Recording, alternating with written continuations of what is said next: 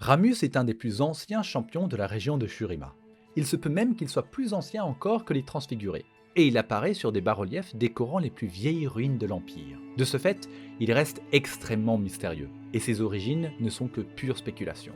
Certains pensent qu'il est un demi-dieu, d'autres disent qu'il n'est qu'une simple bête transformée par la magie. Il y en a même qui pensent qu'il s'agit en réalité d'un transfiguré, qui protège les habitants de Shurima lorsque cela est nécessaire.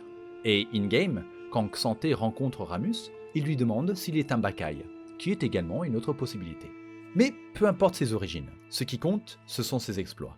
Autrefois, il est entré dans l'impénétrable forteresse de Siram, un bastion conçu par un sorcier fou qui contenait des monstres épouvantables, des pièges mortels et des démons des ombres. En moins d'une heure, Ramus avait réduit le bastion à un tas de briques avant de s'en aller en faisant des roulades. Il a également sauvé des fermiers shurimiens en détruisant une fourmilière géante et tué sa reine après avoir creusé le sol sur plusieurs kilomètres. Ramus est également en quelque sorte à l'origine de la ville de Nashramei. Après une très brève et très profonde conversation avec lui, un maçon a été inspiré pour construire le marché qui est devenu le cœur de cette grande ville de Shurima. Enfin, quand l'armée noxienne a attaqué un campement situé près d'un ancien temple des Transfigurés, Ramus a encore une fois apparu pour sauver les tribus shurimiennes qui défendaient leur maison.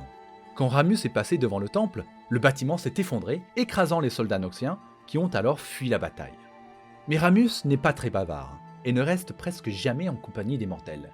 Du coup, personne ne sait réellement pourquoi il a intervenu dans cette bataille. Évidemment, beaucoup pensent que c'était par amour pour le peuple shurimien, mais certains disent qu'il était simplement en train de protéger le territoire où poussent ses fleurs de cactus préférées. Il y en a même un qui affirme que Ramus était simplement en train de rouler dans son sommeil, et a gagné la bataille sans le faire exprès. Quoi qu'il en soit, le peuple de Shurima adore Ramus, et lui est très dévoué. Tous les ans, des milliers de Shurimiens effectuent un pèlerinage à travers le désert pour lui prouver leur foi. Et il y a aussi des cérémonies dans les villes, pendant lesquelles des disciples de sectes dédiés à Ramus font des roulades et autres acrobaties dans les rues pour célébrer sa force. Dans l'histoire Caravane vers le nord, on retrouve une famille de marchands qui traversent le désert. Le plus jeune d'entre eux, Ojan, âgé de 8 ans, a confectionné une statuette en bois censée représenter Ramus, un porte-bonheur afin que leur voyage se passe bien. Évidemment, leur caravane se fait attaquer par des scarabées géants. Ils se protègent comme ils peuvent avec des flèches enflammées, mais très rapidement, ils arrivent à court de munitions et tout ce qu'il leur reste, c'est la prière. Et c'est à ce moment-là que Ramus arrive.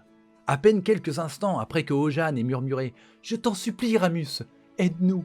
Voilà le tatou blindé qui débarque en roulant, écrasant sans merci les insectes sur son passage. Au final, la caravane a également fini en miettes, mais la famille a été sauvée, et Ojan a pu offrir sa sculpture à Ramus. Bon, Ramus l'a juste à moitié bouffé avant de lui rendre, avec un simple « mais c'est le geste qui compte ». Du coup, est-ce que Ramus est une divinité qui protège ses adorateurs? Est-ce qu'il avait simplement faim et voulait se régaler de pâtes de scarabée? À vous de décider. En attendant, Ramus continuera ses roulades.